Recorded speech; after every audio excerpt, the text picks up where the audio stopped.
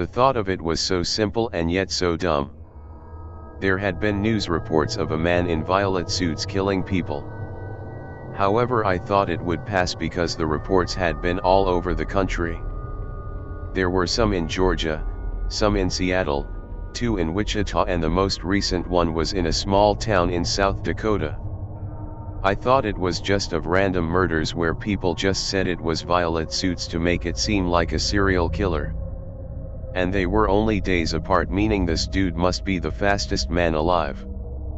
But I have to start from the beginning. About 2 weeks ago I was volunteering at a barbecue for a huge organization that needed help when they were prepping food for the other volunteers that were making small mobile homes. I was in charge of making the hot dogs and hamburgers, and a bunch of other stuff that everyone else had to do. Well, there was a bunch of people eating, but there was one man. He said he was a high-up member checking up on the progress of the houses. The sun also made his red suit blind me. The suit was strange since it was like a bright tomato red and the pins on it were all black. He had pale skin and his small black beard gave me an odd vibe. But I didn't get my hours in by asking questions. I served the man his hot dog and 97-cent water. I didn't pay much attention. Fast forward to the next day. I'm at the park with my little brother. We had been there for about an hour and I was ready for us two to leave. So I start taking him to my car when he tells me he left his yellow dump truck toy on the slide. As I'm running back to get, he hands it to me. I didn't recognize him immediately until I was driving home. He was wearing a different suit this time. A sort of lighter red. Almost like between a yellow and red. Orangish. He patted me on the back and said, "Here you go." I didn't pay attention since it was 1:30 and I needed to feed my younger brother. When I went home that night I took off my shirt to take a shower when I saw his handprint on my back. I fucking shrieked in my bathroom as I saw the handprint dig deeper into my skin with bubbles of flesh falling off. I go to work the next day where I delivered pizzas. It's about 7 p.m. when I take my last delivery before I clock out for the night. I knock on the door and a man comes out. Immediately I want to leave when I see his banana-colored suit. I almost drop the pizza. He gets it and starts reaching into his pocket. I'm so ready to pay for this pizza and to leave that I dropped it in his hands and run away. "Wait!" he screams.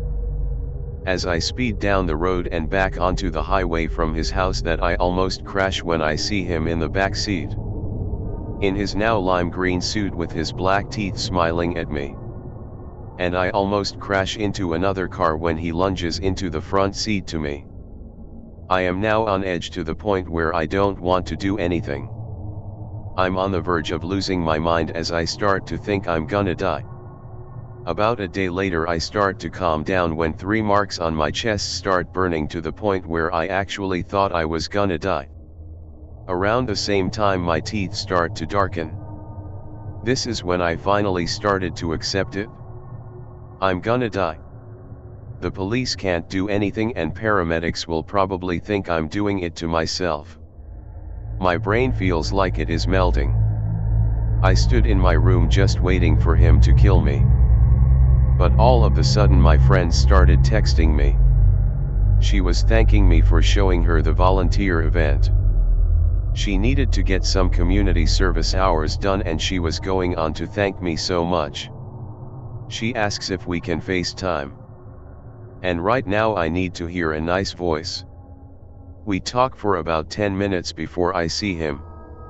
In a navy blue. Hiding right behind her is the man. And before I can scream for her, the call ends. I hide in a dark corner in my room when I hear a loud bang downstairs. I pray to God my little brother doesn't cry, but for some reason he stays quiet. I put my head in between my legs so I feel safe. I look up to scream but no words come out. He is in an indigo suit crouching right in front of me. He gives me his hand and asks me in a sinister smile. "Come. I hope nothing happens and it's only a dream." This is not the same man. The man I saw had pale skin and it almost seemed like this man had skin that had torn off. I grab his hand and he starts getting shorter. As he gets short, his suit finally changes to one last color, violet. And it takes me a second to realize that he isn't getting shorter. He is melting into the ground. And I'm growing 6 inches. My feet start to burn as my feet turn into red dress shoes and my legs are wrapped around in bright red dress pants. My body feels paralyzed and my chest is then covered up. I look in the mirror and I see myself in a red suit with a black tie and black pins. But I'm no longer myself.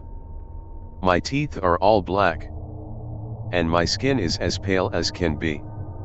Suddenly a voice in my head moves me forward and out the door. I type this with the last bit of consciousness I have left. But all I can wonder is, how long do I have till I put on the violet suit?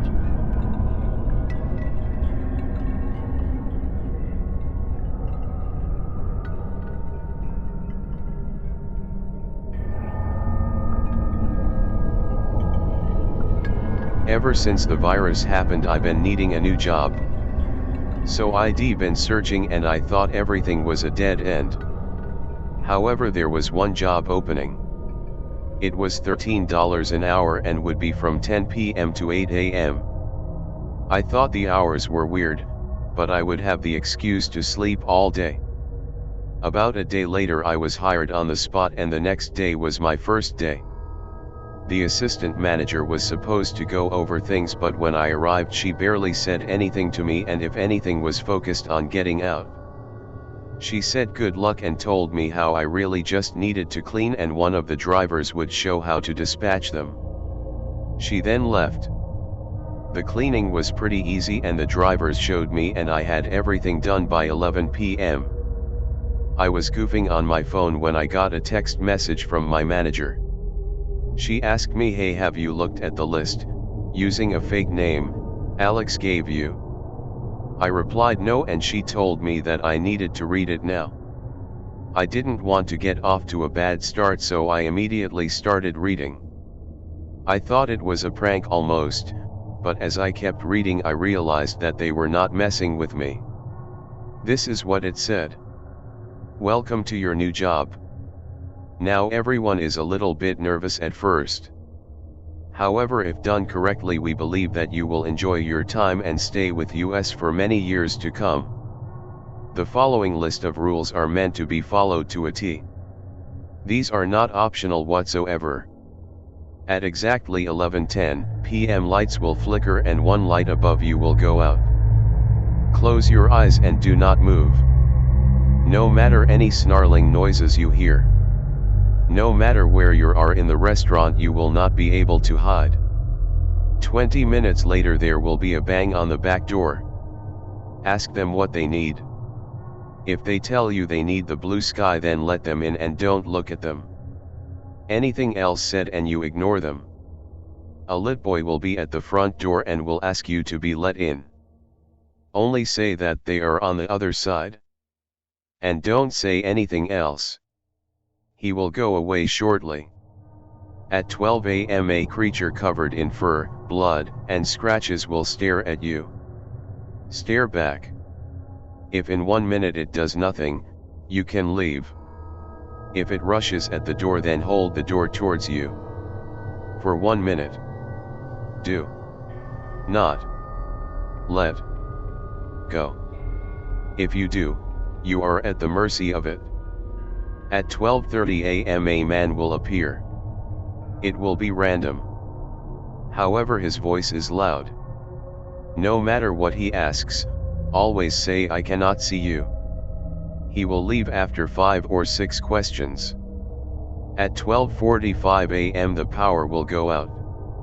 The breaker room is all the way in the front, right across from the bathroom. You have exactly 6 minutes and 20 seconds to restart it. Flip all 4 switches 10 times and you will be fine. If not done, pray you can survive the rest of the night. No employee will be trying to open until 8 a.m. Do not let anyone in claiming to be an employee in before 8 a.m. Now at 2 a.m. one of 5 things can happen. Not all of them will happen, but there is a possibility. Follow the next 5 rules carefully. If a call comes in at 2:07 a.m. do not answer. If it is a text message, do not read it at all. It does not matter who it is. Do not answer. In the cameras, 4 black figures will appear in the cameras. Cover them immediately when you see them. If you don't, they will appear in other monitors. Cover them all, or they will get closer and closer to you. There will be several bangs in the kitchen. We know that it isn't the best hut, just clean when there is 2 minutes of silence from the kitchen. Don't go in there while crash sounds are happening. A woman will be running with a small child towards the front of the door. Shout as loud as you can, "It's closed, come back at 5 tomorrow." She will leave after. Do not look at her while she is leaving. If at any point you see a man in the dining area with a white shirt on, approach him with a knife in your back pocket. If he says he just wants water, get him a medium glass of water and leave. If he says anything else, stab him. Do not worry. He is not real and will disappear. This is the last possibility. At 3 a.m. there are 5 figures in cloaks. Lock yourself in the bathroom and don't come out for 10 minutes. Hold the door closed and don't let anyone in. Don't even let the door budge. At 4 a.m. a tree will appear in the front that you have never seen. And from that tree a woman will hanging. You are going to have to do something difficult, but you have to cut the rope down. After you do, rush back and don't look back. At 4:30 a.m. get the key from the back and go to the freezer. Open the small safe with ribbon on top. Get exactly 1 hand and 1 arm and throw it in the parking lot. You have to make sure that they are both gone within the next 2 minutes. From here on you can just stay in the back. Nothing else should happen. Don't go in the front anymore. It should be 5 a.m. at this point and should be straightforward. At 8 a.m. the morning shift manager will be here and you can leave for the day and be back for your next shift. We hope you stay safe while working here and that you stay for many years to come. I thought this was the most sick joke you could play on someone. That was until the lights flickered and the light above me went out. I thought it was something that was wrong with the lights, but I didn't want to take a single chance. So I sat in the chair and closed my eyes. I swear to God it was the most unnerving sound ever. I sweating for a while and I actually felt like this was it. But I stayed quiet. And when I woke up there was a big wad of saliva on my shoe. I couldn't believe this list was real. Like this shit was real. So I started cleaning my shoe and I started reading the list. Okay, in 15 more minutes the bang was gonna happen. So I just waited. I didn't even go on my phone. I didn't want to do anything. Right as I was about to think it may not happen, a bang so loud I actually jumped out of my chair, came from the back door.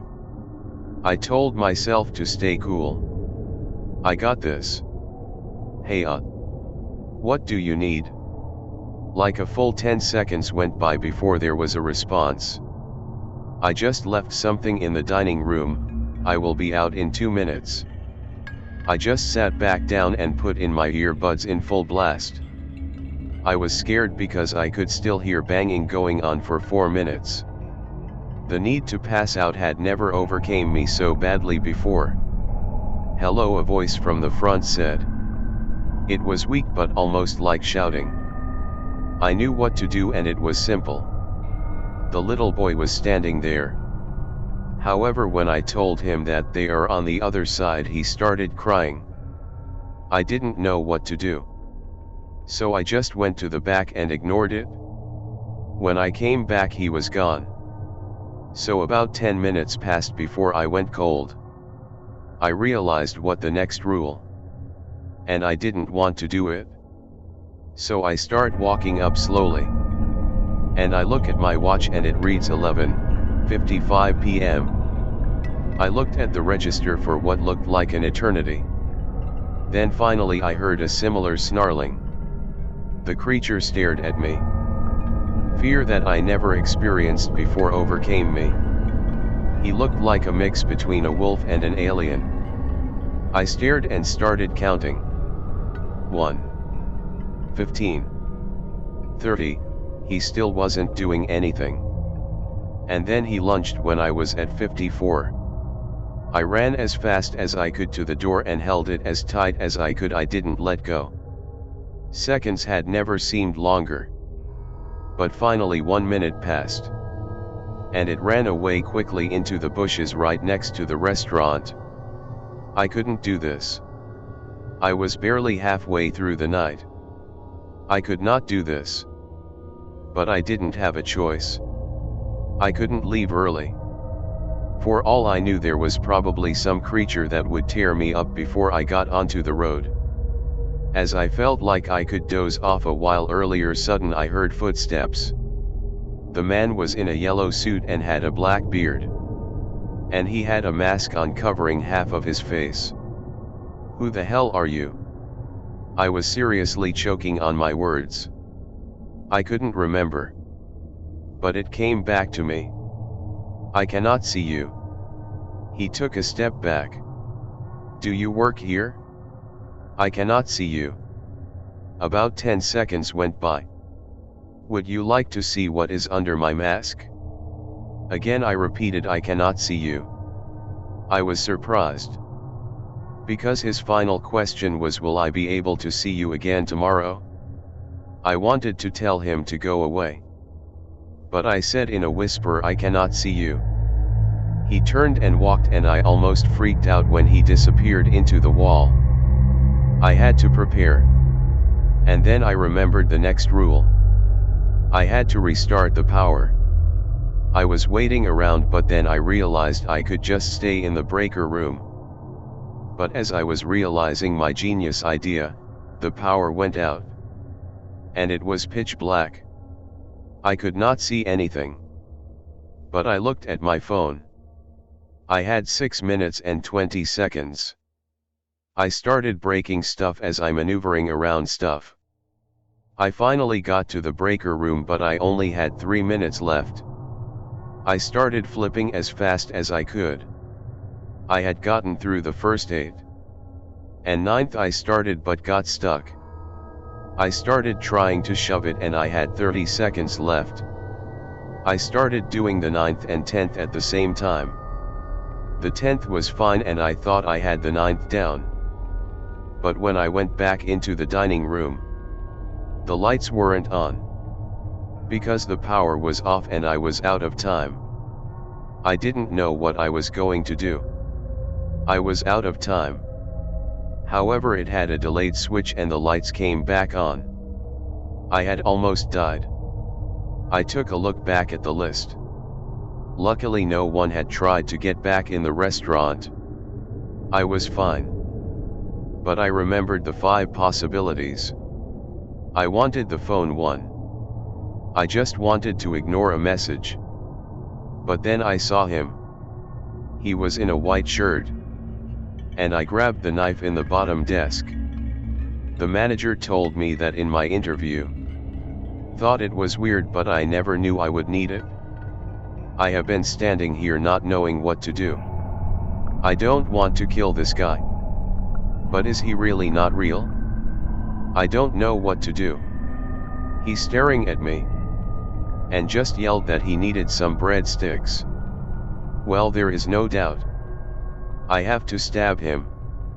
I started walking towards him slowly. I didn't want to scare him. But as I walked closely towards him, he started getting defensive. as if he knew what I was going to do. So I closed my eyes and started stabbing randomly. But when I opened my eyes I had made a nasty stab. In the chair. The man was nowhere to be seen. But hey, I was almost done. 3 more obstacles to get through. And then I could get home and start looking up new jobs. I looked at my phone. 39% left and it was 2:55 am. So I knew what it was time for. So to get a head start I went to the bathroom. I turned off the lights and locked the door. The crashes in the room were uncanny. As if you sent a pack of small grenades into the front and let loose. 10 minutes passed and I went back out. But everything was fine. Nothing was out of the ordinary. But I didn't have time to question it. Because if I wanted the $130 minus the taxes I needed to get through the night. So what was next? Ah yes. I needed to cut the rope of a woman who hanged herself. Well, I thought this would pass over quickly. No, the exact opposite. I kept closing my eyes to see the tree. I had the knife and I just needed to cut it. And the knife was sharp so it would only take me like 10 seconds. I looked up from looking at the knife to see it. The tree was there. A great big oak tree. And from it was a thick nose with a pale and skinny woman hanging from it. I didn't want to do it. But I wasn't going to die this late in the night. I left the restaurant and immediately voices from every direction started hitting my ears. But I stayed focused. And I ran to the tree. I didn't know what the voices were saying and I started chopping at the rope. It was clean until the woman turned to look at me. All blood ran from my face. She started smiling at me with her 3 teeth and tried to grab my throat. I cut the last part of the rope and ran back. I didn't even attempt to look back. When I got inside the restaurant, the only thing on my mind was how much I wanted to get out. All I had to do now was toss out some pieces of meat and I would be done.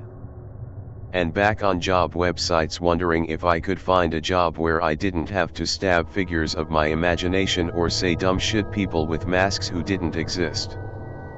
430 comes around and it is about damn time. I basically feel like a pro. I get the key right now. It wasn't even that big of a deal. I tossed the meat out and went to the back. I was so tired I fell asleep. I woke up to the sound of someone knocking on the door. It was the front and finally the sun rising had never felt so good to see. Wait. I had to look. Yep. My phone said 8:05 am. I could get out. I gave them my address as I put my shirt they gave me up. I told the assistant manager I quit. But he told me to please stay. He was told that they needed me to stay because I was the only person who applied in the last month and that he was usually the one stuck with this. He even said that I could get a raise and get paid $20 an hour. I told him I would think about it. And as I was leaving I still saw the news. The noose was still there. I write this as I lay in bed, wondering if I should go back for another shift. One more shift. I got through one. I can get through two. Can I get through one more?